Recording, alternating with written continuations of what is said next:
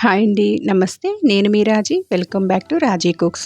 ఈరోజు మన రెసిపీ వచ్చేసి హోటల్లో చేసుకునే దోసల్లాగే ఇప్పుడు ఇంట్లో చాలా సింపుల్‌గా ఎలా చేయాలో చేసి చూపించబోతున్నాను. ఇవి చాలా టేస్టీగా, క్రిస్పీగా, లోపల సాఫ్ట్‌గా భలే ఉంటాయండి. మీరు తప్పకుండా ట్రై చేయండి. ఇక్కడ నేను ఈ హోటల్ స్టైల్ దోసల కోసం 1 కప్పు మినపప్పు తీసుకుంటున్నాను.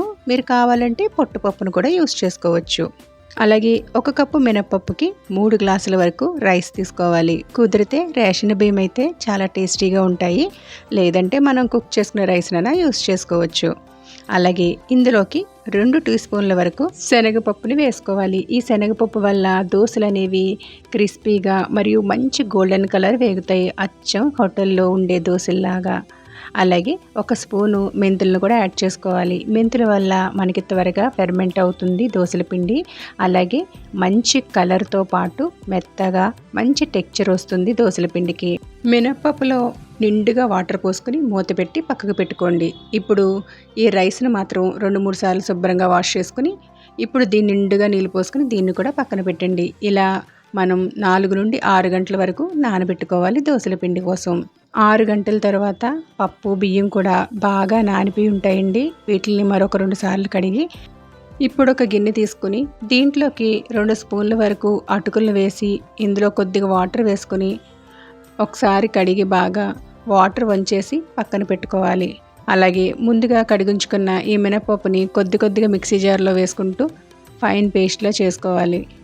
ఇప్పుడు కడిగి ఉంచుకున్న ఈ రైస్ని అలాగే అటుకులను కూడా మిక్సీ జార్లో ఎంత పడుతుందో అంత వేసుకుంటూ వాటర్ అవసరమైతే వేసుకుంటూ దీన్ని కూడా ఫైన్గా గ్రైండ్ చేసుకోవాలి.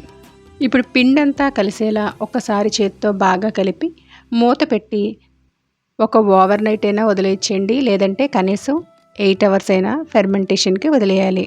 ఇలా మనకి ఫెర్మెంట్ అయితే దోసలు అనేవి చాలా బాగా వస్తాయి. టేస్ట్ కూడా సూపర్ ఉంటుంది. ఇలా ఓవర్ నైట్ వదిలేసాక పిండి చూసారా భలే ఫెర్మెంట్ అయ్యింది. మీరు ముందుగా సాల్ట్ అనేది యాడ్ చేసుకోకూడదండి. ఎంత పిండి కావాలో అంతే తీసుకుని సెపరేట్గా సాల్ట్ వేసుకుంటే దోసల పిండి త్వరగా పులియకుండా మనం ఫ్రిడ్జ్లో స్టోర్ చేసుకున్న ఫ్రెష్గా ఉంటుంది. ఫెర్మెంట్ అయిన పిండిని ఒకసారి బాగా కలుపుకుని మనకి ఎంత కావాలో అంత పిండిని ఒక చిన్న బౌల్లోకి తీసుకుని ఇప్పుడు దీంట్లోకి రుచికి సరిపడినంత సాల్ట్ని అలాగే కొద్దిగా వాటర్ని కూడా యాడ్ చేసుకోవాలి.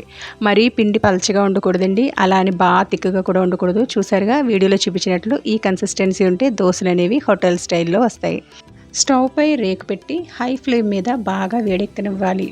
ఈ పెనం అనేది బాగా వేడెక్కిన తర్వాత కాస్త వాటర్ చల్లుకుంటే ఈవెన్గా హీట్ ఉంటుంది. అప్పుడు దోసలను వేసుకోవాలి.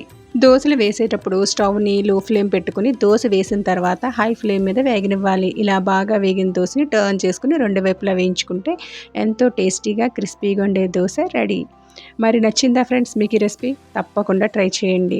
ఎప్పుడూ ఒకే విధంగా దోసలు వేయకుండా ఇలా ఒకసారి ట్రై చేయండి. తప్పకుండా మీకు కూడా నచ్చుతుంది. రెసిపీ నచ్చితే లైక్ చేయండి. అలాగే ఇక్కడ నేను పల్లీ చట్నీ అలాగే ఆనియన్ టమాటో చట్నీతో కాంబినేషన్గా తీసుకున్నాను. మీకు ఇక్కడ ఆనియన్ టమాటో చట్నీ రెసిపీ కావాలంటే డిస్క్రిప్షన్లో లింక్ ఇస్తాను. దోసల్లోకి అయితే సూపర్ టేస్టీగా ఉంది. ఈ వీడియో కనుక మీకు నచ్చినట్లయితే లైక్ చేయండి, షేర్ చేయండి. మరిన్ని సింపుల్ అండ్ టేస్టీ రెసిపీస్ కోసం నా ఛానల్ని సబ్స్క్రైబ్ చేసుకోండి.